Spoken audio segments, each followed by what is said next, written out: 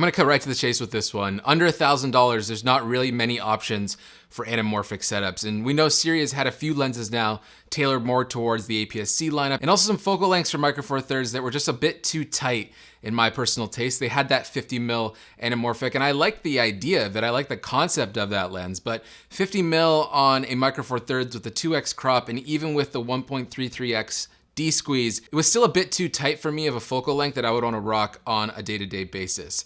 If you're interested in the APS-C model of this 24mm anamorphic, check out my buddy Chris Brockhurst's video. He actually set this whole thing up for me with Sirui to try this anamorphic for the Micro Four Thirds system. And so thank you to Chris, and if you're interested in that lens, he has a great review on it. So check the link in the description to go check out Chris's video on that one as well. But when it comes to anamorphic, I'm a bit torn. In a way, I love anamorphic in the sense that when I'm watching a movie, I appreciate a nice anamorphic lens, but not all the time. Some of my favorite movies are shot on anamorphic. Recently, I was rewatching Close Encounters of the Third Kind, which is a Steven Spielberg movie.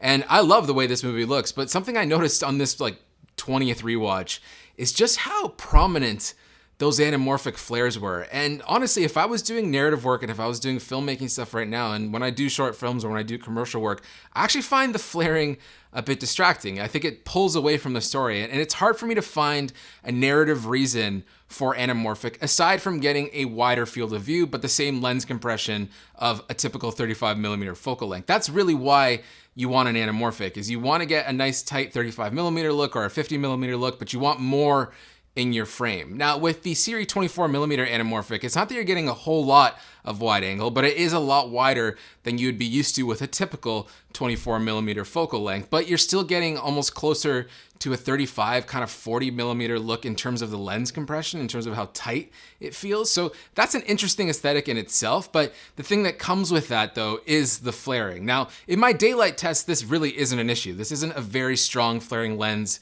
in daylight situations. Even if you point this thing at the sun, you're not gonna see too much of it unless the light hits that lens just right. But at night, I did find the flaring a little bit distracting and hard to manage. It would be something that you personally will like. There are a lot of people, and I totally understand, enjoying the anamorphic flares that you can get from a lens like this. But for me personally, I just find it just a tad distracting.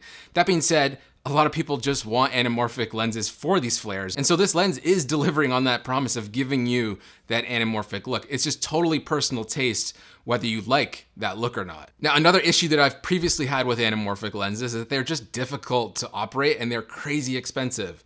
A couple years ago, I shot a little music thing with my buddy Alex where we used the SLR Magic Anamorphic Primes, and this is a $15,000 kit worth of lenses for PL mount. We tried it on an Ursa Mini, we tried it on the GH5, and it was cool and it was fun, but boy, they were hard to focus, they were massive, and of course, they were expensive. So I've just put anamorphic in a parking lot in the background, being like, it's cumbersome, it's expensive, I don't even know if I fully love the look or not, and it just really isn't something that I've explored until this lens. Now, as much as people want to keep hating on Micro Four Thirds, another thing that I will say is Micro Four Thirds is one of the best systems if you're into anamorphic, because the possibilities are quite endless due to the smaller size, and most Micro Four Thirds cameras now have really good built-in anamorphic capabilities. In the case of the GH5, it's got a D-squeeze built right into it, so you're monitoring the way it should look when it comes out into your editor. And along with the Pocket 4K, they did release that firmware update that now allows you to do a 133x D-squeeze internally in the camera. And the cool thing is once you bring it into Resolve, it's already D-squeezed, so you don't even have to play with that footage. It's what you see is what you get. And that's one of the things I do like about Micro Four Thirds. And because the sensor's so small, it has the coverage to basically accept any lens. Now, of course, this Sirui is built specifically for Micro Four Thirds, so you're not dealing with adapters, you're not dealing with a speed booster, you're not dealing with anything other than just attaching the lens, and you're pretty much good to go. In terms of what it's like to shoot with this lens, it is hands down the easiest anamorphic setup I've ever used. And again, I haven't used Orions or $50,000 anamorphics, but if you're someone who's in the market for this and you're watching this video, you're not looking for $50,000 anamorphics. You're looking for a solution that is affordable, that still looks good. And that's exactly what this lens delivers. And it really has no other competition. And so if you are looking for this anamorphic look, and I know people love it, and it's becoming more popular in commercials, you're seeing it all over the place, even in political ads. And Again, me personally, I don't love it all the time. Sometimes it's a little bit distracting, and sometimes I just feel it looks too vintage. But there's a look to it that I totally understand and a vibe to it that I know people appreciate. And because this lens is for Micro Four Thirds, we're not looking at crazy shallow depth of field here, especially at this 24mm focal length. But I think there's still just enough separation there for it to look nice. It's just not that you're gonna get this creamy, amazing oval bokeh, anamorphic look that a lot of people are after. You'd probably want to play more with the 50mm if that's really what you're looking for. But that 50mm with the crop and everything is just a little bit too tight for me in an everyday situation. So I think it's a good balance of having the wide aspect ratio, but then still having a little bit of depth of field. And of course, if you want the flares are there. My only issue while shooting with this, I did find it a little bit difficult to manually focus. It was just, peaking was kind of all over the place because it's a tad soft, wide open at 2.8. But if you stop this thing down to around f4, it's pretty tack sharp and it looks really nice on the Pocket 4K and the GH5. In terms of build quality, this thing is built exceptionally well. Sirui is a really good company in terms of putting products out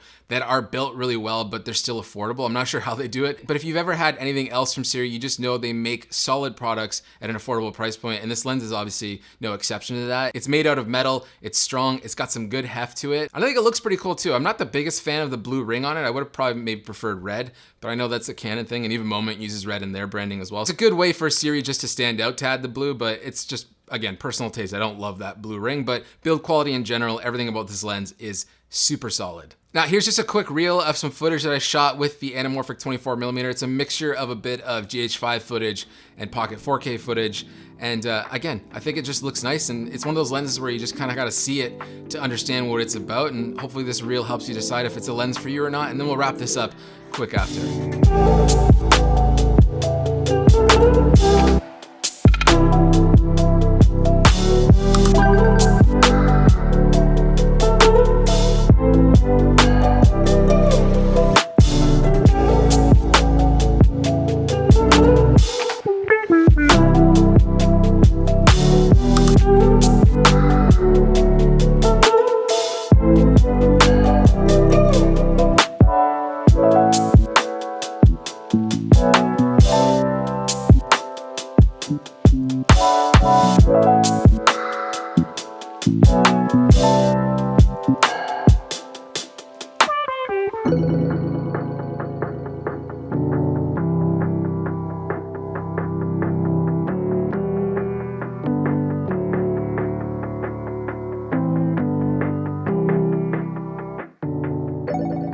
Look, if you're getting into commercial work or you're doing some narrative stuff, I can totally see this lens being cool in the kit. I could see myself shooting a narrative little short film with this lens just to give it that kind of movie vibe, give it that feel of something that's a little bit higher production, that's not the standard spherical look that we're all kind of used to, especially with mirrorless cameras. And when you have something like a Pocket 4K cinema camera, you are really getting that nice high quality Hollywood kind of vibe. It looks like a commercial piece. It's really good for fashion, editorial stuff. It's not something I would really use for like an A-roll setup, and I probably would never use it for YouTube videos either, but this is a nice lens to have, especially for the price. It's kind of one of those things where, if you need an anamorphic and if a client asks for it, if you want to try anamorphic, this is the easiest entry point into anamorphic because it won't be frustrating to use. It's not overly expensive, and the results are actually pretty solid. Thank you again to Sirui for sending this lens out. Thank you again to Chris Brockhurst. Again, check out his review for the APS-C version, for setting this whole thing up. I had a really fun time with this lens and I'm excited to try it a little bit more. I'm really interested to see if Sirui really fleshes this lineup out even more. Like, I'd love to see like a 35mm or a 40mm, not quite the 50, like I think a 35mm